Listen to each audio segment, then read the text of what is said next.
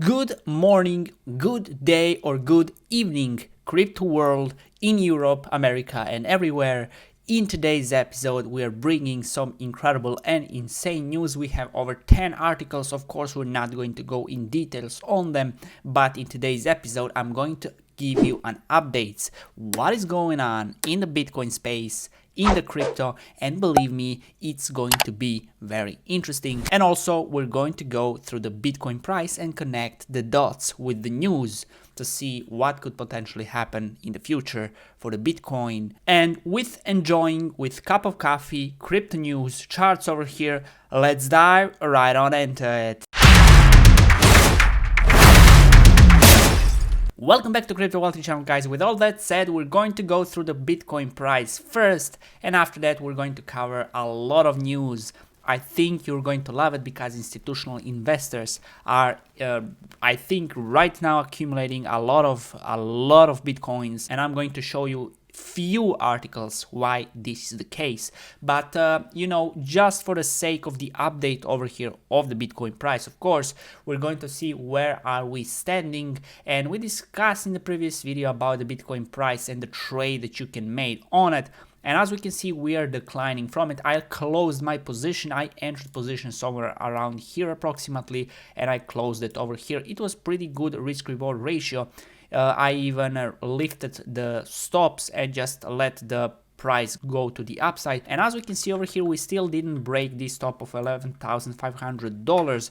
And it seems like that area is around approximately middle of this big tunnel, which price tends to respect sometimes when the price is actually on it. As you can see, if we posted over here, you can see that we are respecting over here, then breaking it, finding level of resistance over here and declining. So as you can see over here, the price is doing the same thing. That's also acting like some sort of a support and resistance, and as long as we are in this tunnel, we're going to have a sloppy trend to the upside, and I wouldn't like to see retesting this trend line down over here because we may break it, because we retested it pretty much few times over here. We can count the few retests over here, and as you know, on this channel we are discussing about and learning your new beginners. Whenever the price is retesting some sort of a level of resistance or support many times, that support or resistance tends to break eventually, because if you are hitting in the wall with the hammer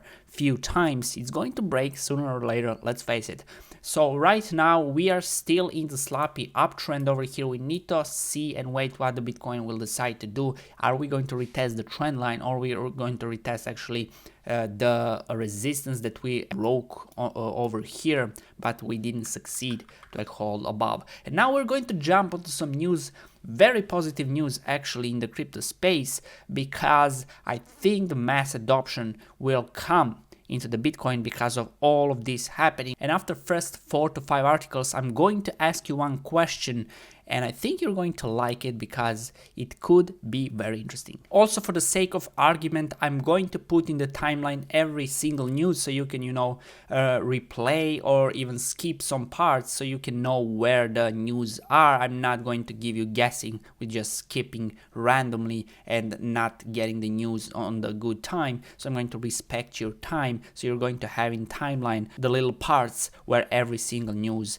are laying foundation on. And let's begin with the first one. JpMorgan says Bitcoin slightly overvalued as a commodity. Two of the news over here are connecting themselves over here, so we're going to go to the first one first. Referring to Bitcoin as a commodity seems to show a maturing view of the asset. Bitcoin faces a modest headwind in the short term based on analysis of bets in the futures markets and an estimate of cryptocurrencies intrinsic value according to JpMorgan Chase & Co. So Bitcoin future prices often trade slightly above or below the going market rate for the asset, also known as its spot price. Futures prices tends to get closer to spot prices as contracts near their expiration dates. Futures prices above spot and indicate bullishness, while prices below spot can indicate bearish expectations. And now get this, JpMorgan's specialist reported that Bitcoin's bullish positions outnumbered its bearish positions according to a future-based indicator. The strategist also mentioned an increase in buying pressure resulting from the recent trend of mainstream financial giants entering Bitcoin, get this now, Paul Tudor Jones, MicroStrategy, and Square have all purchased heavy Bitcoin bags in 2020. Now, if we switch to the next one over here, surging Bitcoin future volume highlights increased institutional interest. So according to the data from Skew CME, Bitcoin future open interest has started to recover. The term open interest refers to the total amount of long and short contracts open at a given time, and it is typically used to gauge trading activity in the future markets. So over here, it's not about the shorts or the longs, it's about the volume and the trading that is going to the upside, interest about the Bitcoin on the charts over here that we can see daily volume max 1.3 billion, while average is almost 3 times smaller than that, and the last was 412 million. Open interest, you have maximum 950 million almost, while average is 477 million, and the last is over 5 billions, which set us pretty much on 565 millions. And now let's see what is behind the surge in the Bitcoin in the previous weeks or so. In the past 2 months, 3 multi-billion-dollar conglomerates publicly announced significantly sized investments in Bitcoin. First, MicroStrategy, which is also interesting mention with the JpMorgans over here. A publicly listed US company on the Nasdaq said it invested 425 million in Bitcoin. The company said it would treat BTC as its primary treasury asset, essentially as a hedge against inflation. Guys, it seems like the crypto, Bitcoin, whatever you want to call it, is becoming very, very interested to the institutional investors. Then the 81 billion payments conglomerate Square followed with a $50 million. $50 million? And who you think you kidnapped, Chelsea Clinton? Investment. Square reportedly invested 1% of its portfolio into Bitcoin, demonstrating strength in its long-term growth. On October 13, as Cointelegraph reported, Stone Ridge, a 10 billion asset manager, purchased 10,000 Bitcoins. The company is now the third major corporation in the US to make a major Bitcoin investment in the past 2 months. This is insane, guys. CME Bitcoin future open interest is rebounding as the carry trade reopens. Watch the COT report this weekend for potentially more leveraged funds shorts. Bitcoin future data from digital asset data also show a noticeable uptick in volume over the past 2 weeks, and as we can see, all crypto exchanges, yes, we do have a surge to the upside, or let's say uptrend in the future markets. Over here, volume, FTX have the smallest while the Huobi has the biggest.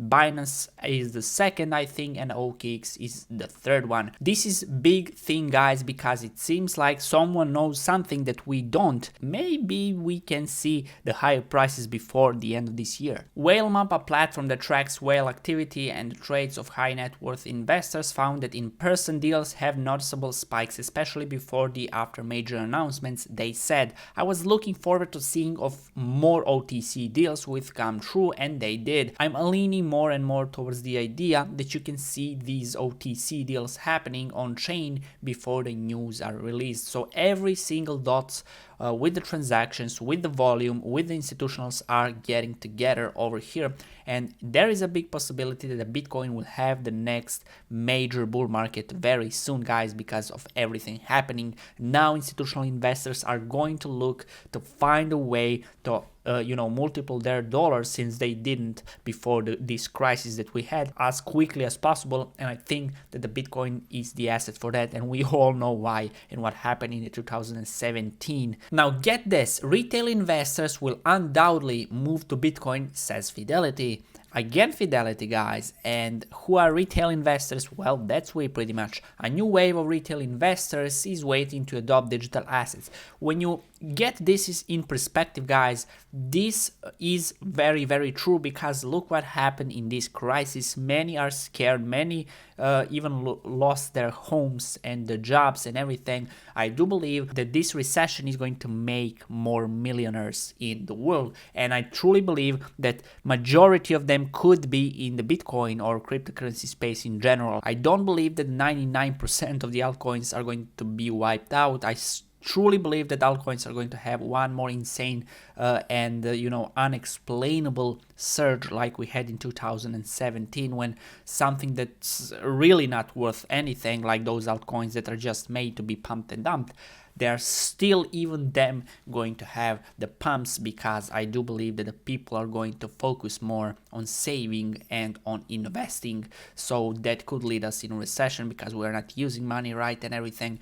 But it could lead the Bitcoin price to the upside, and that's also our chance to earn from our investments, right? So everything is getting together, but I'm still not done with the question that we're going to go through one more article also, and then I'm going to ask you something. So Fidelity Digital Assets, the cryptocurrency custody and execution arm of United States financial services giant Fidelity, has claimed in a new report that retail investors will turn their attention to digital currency as they become more familiar with Bitcoin and other crypto offering via social media platforms, which I'm agreeing with, because many people are not going to invest because they don't understand it. It's too volatile, and it is volatile for them if they don't understand it, right? And one more issue is how to do it. That's big problem. But right now we have some incredible platforms like Apollo is going to offer, like Coinbase, like one instant buy option and sell option is going to attract more investors to solve that problem with using cryptocurrency, at least for buying it and selling it, not for other stuff. According to the report, social media and communication platforms including Twitter, Reddit, Telegram, YouTube, and TikTok are driving the retail adoption of Bitcoin BTC. They dissemble financial information and advice in a more viral and rapid way than traditional channels. As the new wave of retail investors familiarize themselves with these channels, some of their attention will undoubtedly flow to Bitcoin and other digital assets, the report states. And that's pretty much true because, ladies and gentlemen, we all know that the attention is right here and on the screen. And one of the reasons for that is because nobody in these days watching the ads and buying from those ads from the TV. Just imagine yourself watching your favorite TV show or sport channel or whatever, and when the ads are coming in, you're instantly taking your mobile phone and watching it. And of course, ads for the Bitcoin, for the cryptocurrencies, and for everything else is going to take more effect on the mobile phone and on the internet than it's going to be on the TV, because only boomers, and the people who are not using those smartphones could potentially use those ads on the TV. But we all know that the TV is behind us and it's not the future. Quoting CoinShares Melton Demirose, the report says, "What is unique about the Bitcoin is that it's retail-driven. Financial media and the way people consume investment information is charging, and influencers command more attention than institutions." This is pretty much true. And just imagine about Wall Street. On the Wall Street, it's not whole world on the Wall Street, and not whole world is investing in the Wall Street, and that this is the reason why it's easy for the Wall Street itself to manipulate with the price. With the Bitcoin, maybe could be possible for a short period of time while we still don't have a big volume, but on the long term, when whole world gets invested from every part of the world, then it's going to be very hard to move world's money. So this is very unique for the Bitcoin. I must say this is 100% true. Let me know in the comment section down below, what do you think about it? Over here, one more news. I don't think I'm going to read it, but anyway, Fidelity makes it clear Bitcoin volatility is worth the risk for institutions. A new report shares a number of notably bullish sentiments with regard to Bitcoin and the large crypto industry. In a recent report titled Bitcoin Investment Thesis, Fidelity Digital Asset demonstrate how portfolio managers could increase their returns by allocating a portion of their holdings to Bitcoin. The reports also speculated that in the near future, increased institutional interest could expand Bitcoin's market capitalization by hundreds of billions of dollars. Over here we have the charts analyzing returns of hypothetical portfolios, and as you can see, we do have returns in every single year of the Bitcoin that is invested. To support its thesis, Fidelity simulated sample portfolios starting with a default allocation of 60-40 between equities and fixed income instruments. Then they diversified these with Bitcoins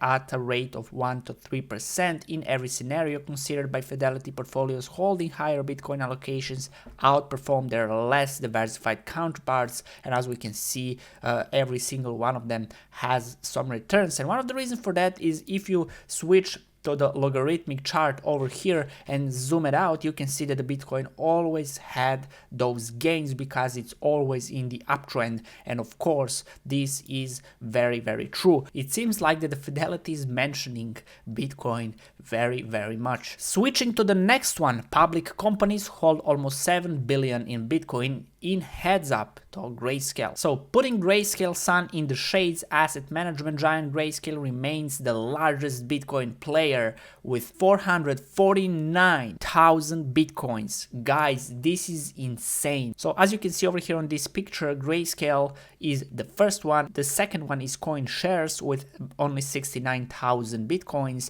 MicroStrategy 38 over here, Galaxy Digital 16, while everybody else to the downside are below 8,000 Bitcoins per company. And as we can see, this is incredible. 2050, 2016, tell me which of the companies did invest in the Bitcoin? None of them. Maybe some of the exchanges, but I don't think that we had such a big names behind the Bitcoin. And as we can see, they are heavily accumulating Bitcoin right now, and that's also one of the reasons why the price is not going to the downside. Many people know that, so they're not selling, and even they are taking over 500,000 Bitcoins from circulation, and yeah, that is affecting the price. And I do believe that more of those institutional investors are going to get in since those companies are heavily accumulating. Fidelity is non-stoply, as you can see, mentioning this. And now look at these titles, why we read these 5 first. JpMorgan says Bitcoin slightly overvalued as a commodity. Over here again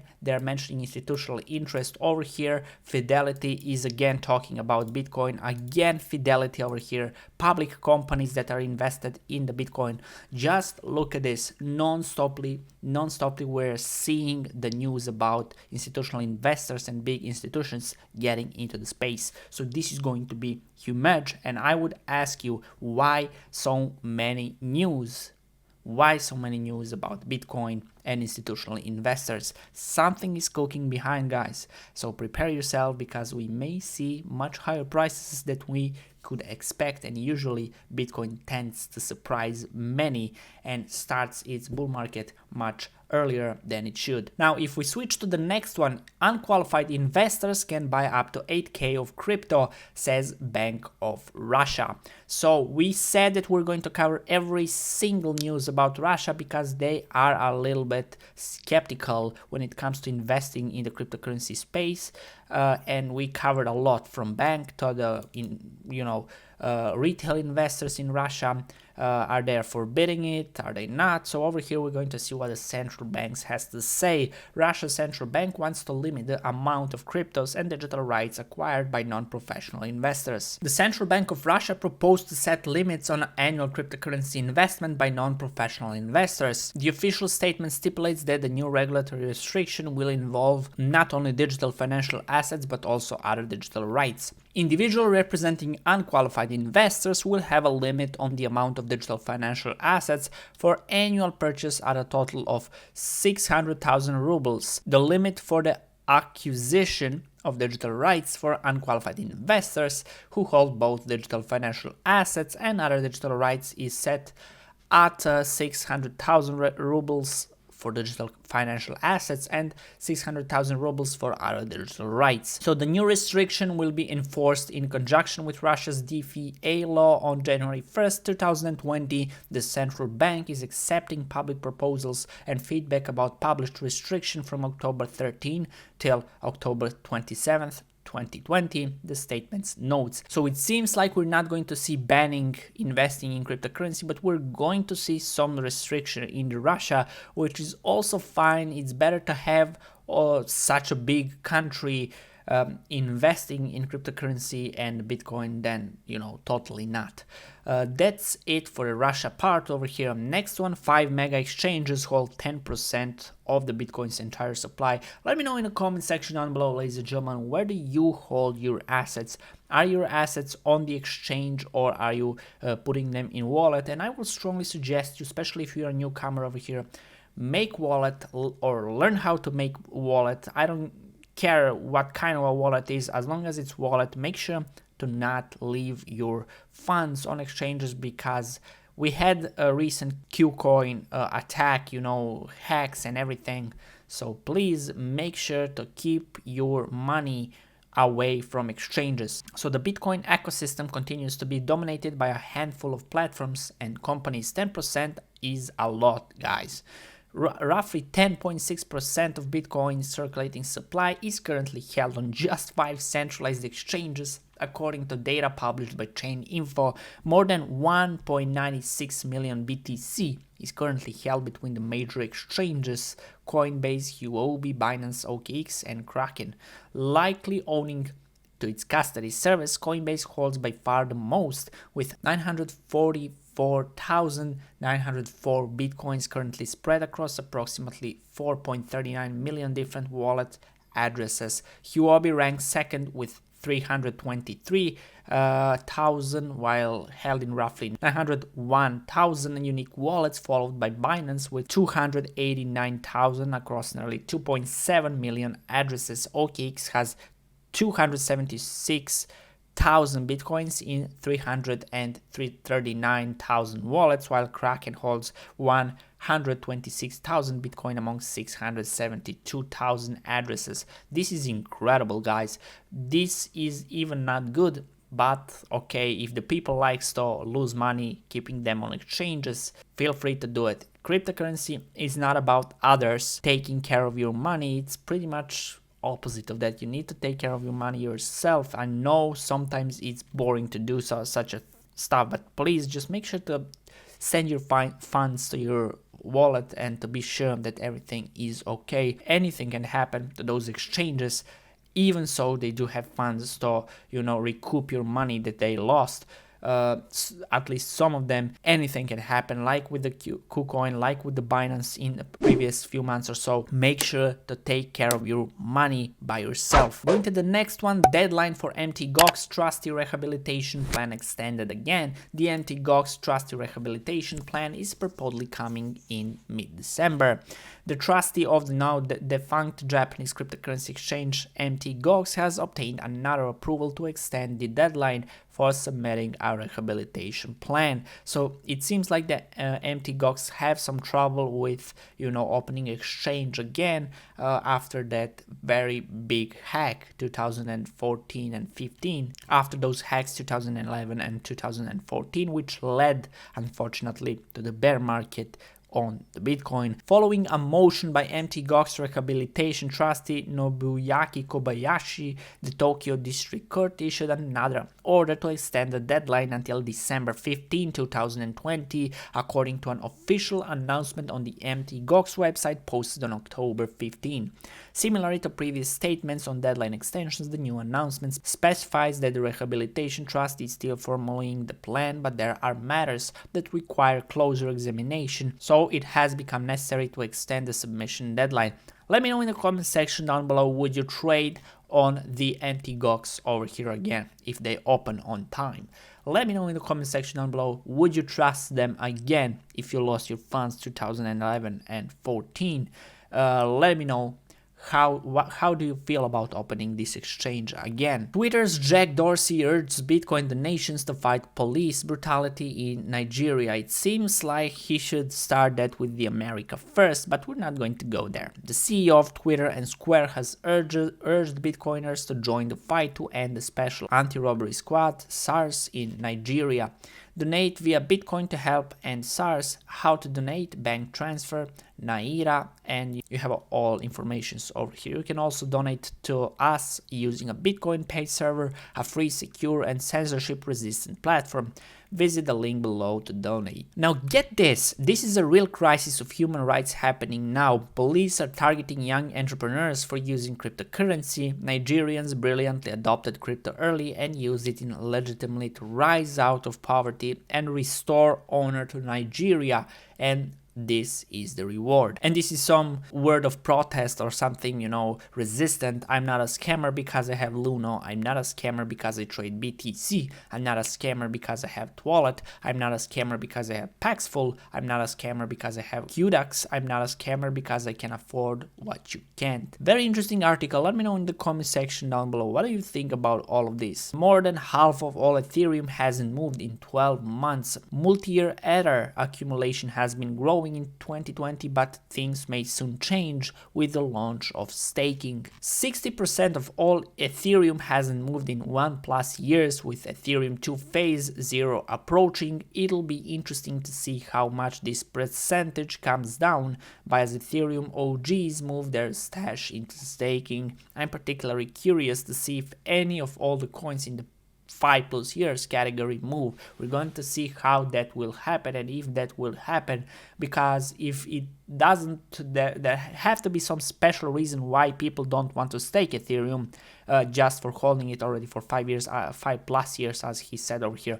If all of those funds moves into this staking, then we all know that those wallets are alive also. But if they don't, then we're going to see something very interesting, because it could be possibility that those big yearly holdings over here are not even active, or maybe lost their private keys, even worse, or let's say even best for the price of Ethereum. Since we're discussing about staking, 1 billion Zilliqa staked in first few hours as Zilliqa embraces DeFi. 1 billion Zilliqa have been staked in a few hours as Zilliqa embraces staking rewards, governance tokens, and a new decentralized exchange. Zilliqa is a high-performance and secure blockchain platform for enterprises and next-generation decentralized applications. In June, KuCoin and Binance were announced as exchange staking partners, but now token holders are able to stake directly into the smart contracts without having to go through a third-party intermediary. Staking will enable Zilliqa holders to participate in governance voting as the platform strives to become more decentralized as well as earn rewards. President and Chief Scientific Officer of Zilliqa, Amrit Kumar, noted that embrace of DeFi, saying, "We are thrilled to be joining the ranks of some of our most innovative peers as we continue to build out future-fit DeFi offerings." Let me know in the comment section down below. Do you also stake this coin or not? Let me know in the comment section down below. Very interested in that. And last but not least, my favorite woman in crypto space. BitMex charge sends a message to global exchanges. CryptoMom. The SEC commissioner said that the recent legal action taken against BitMex shows the need for the international industry to take AML regulations seriously. United States Security and Exchange Commissioner Hester Pierce, better known as a CryptoMom, believes that recent action against BitMex may be a wake-up call for crypto firms. Believe it or not, with this statement, I truly believe that she's actually trying to protect BitMex and other companies to open their eyes, to wake themselves up and follow the regulations so they will not be closed and, even worse things like BitMex had in the previous days or so. In an interview with Unchained Podcast on October 13, Pierce told host Laura Sheen that the recent charges laid against BitMex by the US Department of Justice and the Commodity Future Trading Commission has put the international crypto industry on notice about US anti-money laundering and know your customer regulations. I think that the message has been coming to the industry fairly loud and clear on the AML KYC front, and I'm sure it will continue, said Pierce. It's definitely sending a message to the crypto world that when there are US users of products or a service, there's going to be enforcements of US laws. I am on some sort of a way on US law side proceeding with the attacking the BitMex for their behavior in crypto space, and I'm not such a big fan of the BitMex, and I truly believe the CFTC did a very good job over here. Let me know in the comment section down below, what do you think about this attack on BitMex? She criticized the Commission's resistance to a Bitcoin ETF as an unfair to investors. In the past, I think the SEC has taken an approach that is a merit regulation approach and is saying we don't think that the investors can make wise decisions for themselves, so we are just going to cut this product off from them altogether. It just doesn't make any sense to me. Pierce started her second term at the SEC in August and will remain at the commission until 2025. Our CryptoMom is fighting for us, guys. I think this is it for today, ladies and gentlemen. We covered a lot of interesting news over here, and if you watched at least 3 or 4 of them, let me know in the comment section down below what do you think about all of this, and do you like this sort of a content, this sort of episodes on our channel? If not, let me know in the comment section down below why not. I want to thank each last one of you for watching our videos, and until the next episode, happy trading and goodbye.